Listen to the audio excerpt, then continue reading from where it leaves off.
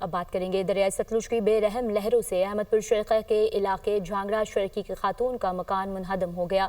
وہ موٹر وے کے پل کے نیچے اپنی جھونپڑی بنا کر بیٹھی ہیں اور حکومتی امداد کی منتظر ہیں۔ مزید صورتحال کیا ہے جان لیتے ہیں ضیاء الحق شہزاد سے، بتائیے گا۔ سیلابی پانی جو ہے یہاں پر احمد پور شرقیہ اور اش شریف کے علاقوں سے تو گزر چکے ہیں، مگر تباہی کی جو داستانیں چھوڑ گئے ہیں وہ انتہائی افسوسناک اور دل خراش مناظر دیکھنے میں آ رہے ہیں۔ میں اس وقت جس مقام پر موجود ہوں یہ جھانگڑا شرقی کا علاقہ ہے۔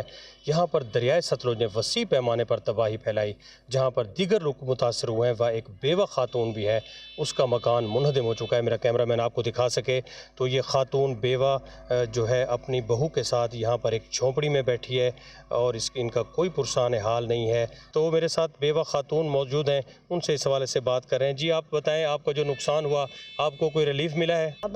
پانی آ گیا، 12 بجے ستے پہ آتے پانی آ گئے سارے پیریں دے وچ، اساں کشے نہیں سے چا سکے۔ میں بیوہ عورت ہاں، ایویں آکھ ساکو چھت پا دیو، ساکو مکان بنوا دیو، اساں کیویں کروں؟ اتو سیال آیا۔ جی جیسا کہ آپ نے سنا کہ یہ بیوہ خاتون، اور اس نے جو ابھی حکومت سے اپیل کی ہے کہ فوری طور پر اس کی چھت جو ہے اس کے لیے اقدامات کیے جائیں اور اس کو جو نقصانات دیگر ہوئے ہیں اس کا بھی ازالہ کیا جائے۔ جی